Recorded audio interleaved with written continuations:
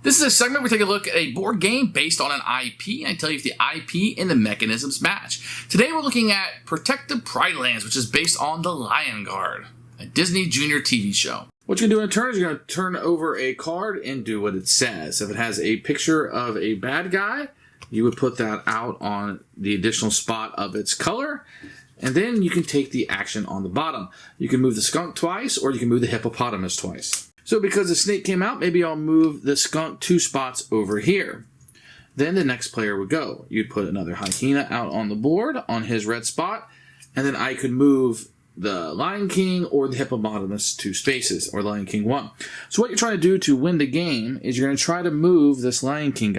Let's say I move the Lion King guy 1 time. I will put him right here on that spot. And you're just trying to move him all the way to the end. If you get him to the end before you lose, then you win the game.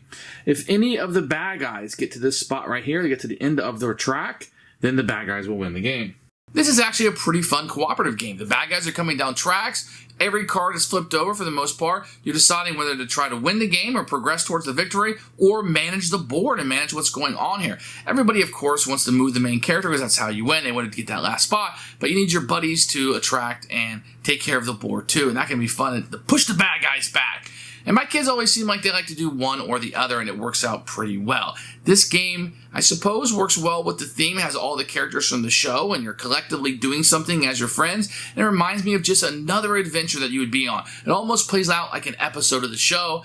I think that's a win for us. So Protect the Pride Lands. If you're a fan of the show, it's a no-brainer. But even if not, this is a pretty good little cooperative game for kids that my kids have really, really enjoyed. For the younger crowd, of course, Disney Junior type crowd, but one that has been a hit for us.